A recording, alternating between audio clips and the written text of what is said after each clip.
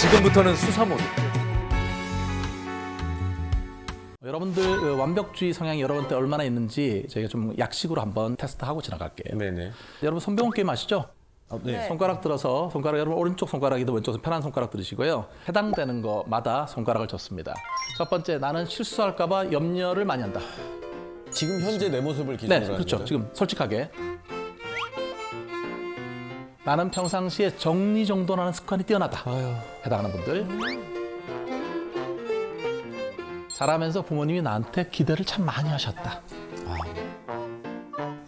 좀 많은 것까지는.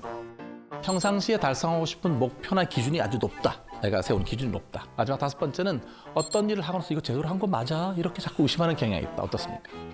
자, 여러분 중에 혹시 5개 다 접으신 분 있습니까? 네, 축하드립니다. 5개 몇 분 계시죠?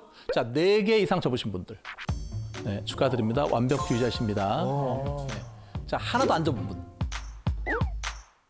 네, 완벽주의와 담을 쌓으신 분들입니다. 그냥 저대로 냅둬도 될까요? 정말 저 약간 걱정되는데요. 마냥 민들레 씨앗 같은 분들이 있거든요. 막 이렇게 민들레시야. 뭘 해도 즐겁고. 원래는 이게 24개의 문항인데요. 이 중에 이게 완벽주의 성향이 이제 0%에서 100%까지 점수 범위가 있는데요. 자, 이거를 제가 패널 분들께 미리 좀 한번 해보고 싶사 이렇게 부탁을 드렸어요. 자, 제 거네요. 근데 지금 대성 씨 같은 경우에는 지금 54%잖아요. 네. 여러분 이게 50% 미만이신 분들은 완벽주의 신경 안 쓰셔도 돼요. 완벽주의하고 상관없어요. 54%는 약간 있는데 한 가지 재성 씨 거 같은 경우에는 네. 행동에 대한 의심편에 표시가 돼 있잖아요. 네, 네. 이건 뭐냐면 내가 어떤 일을 하고 나서 제대로 한 거 맞나 이렇게 자꾸 체킹하는 거예요, 실제로. 네, 맞습니다. 예, 이런 특성이 있지만 사실 완벽주의 성향이라고 볼 수는 없어요. 네. 다행이다. 네, 용명 씨 같은 경우에는 60점이네요. 60점이 넘어가게 되면 약간의 성향이 있다고 보셔야 돼요. 원래 이게 완벽주의자인지 아닌지를 판단하는 기준점은 72%예요. 그런데 60%대에 있는 분들은 완벽주의 성향 일종의 그런 경향성이 있다고 생각하시면 되고요. 보면 실수에 대한 염려하고 행동에 대한 의심 이런 것들은 좀 있는 거잖아요.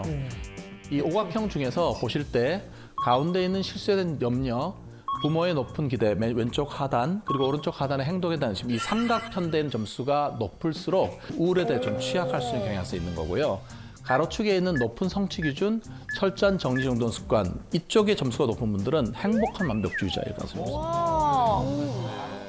네, 이세미 씨 같은 경우는 44%, 아까 뭐였습니까? 50% 미만, 완벽주의하고 아무 적이 없습니다. 아무 상관이 없어요. 네, 그런데 보시면은 철저한 정리정돈 습관 자체 점수가 상당히 높지 않습니까? 행복한.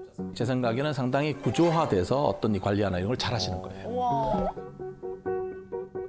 네, 박세미 씨 같은 경우는 62% 어떻습니까? 오. 지금 나온 4분 중에서는 점수가 상대적으로는 조금 더 높죠. 좋네요. 혹시 어떤가요? 본인이 좀 약간 완벽한 성향이라든지 또는 완벽해서 좀 일을 미루거나 이런 적이 있습니까? 완벽 때문에 일을 미루는 게 있어요. 뭐냐면 그런가요? 네. 완벽한 결과물 때문에 회의하는 게 미뤄져요.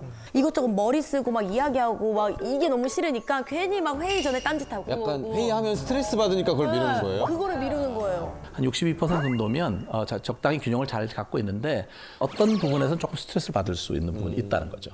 네, 근데 4분은 지금 균형이 잘 잡힌 상태예요. 다행이다. 정신적으로 좀 건강한 스타일인 거죠? 네네네. 네. 그러면 한국 사람들 중에 얼마나 많은 사람이 완벽주의 성향이 있을까? 저희가 이제 연구실에서 연구를 해보니까요, 53.6%예요. 앉아 계신 2분 중에 1분은 완벽주의 성향이 있는 거예요. 실제로. 아니 선생님, 근데 그런 사람들은 장점이 대체 뭡니까? 실제로 완벽주의자가 성취를 많이 하죠. 이뤄내는 게 많습니까? 네, 완벽주의자 중에서 네. 30%는 우울하지 않고 업적을 많이 내는 행복한 완벽주의자들이 있어요. 사실 행복한 완벽주의자와 그렇지 않은 우울한 완벽주의자의 차이가 힘든 건 같아요. 힘든 일이 생기면 둘 다 힘들거든요. 차이는 좋은 일이 생겼을 때 이걸 빨리 탐지하는 거예요. 근데 완벽주의자 중에서 우울한 쪽으로 가는 사람들은 자기가 뭔가 잘했을 때 극명하게 다른 모습을 보여요. 우리가 어떤 일을 잘했을 때는 되게 나한테 성취했으니까 기쁜 일이잖아요. 근데 기뻐하지를 않는 거예요. 이게 그래서 자기가 뭔가를 성공했을 때 이 작은 성공이 됐을 때 이거를 자기한테 잘 크레딧을 줄 수 있느냐, 마치 흰 색깔을 옷을 빠는 데는 비슷하지만 색깔 옷을 더 선명하게 할 수 있느냐, 그 차이가 다른 겁니다.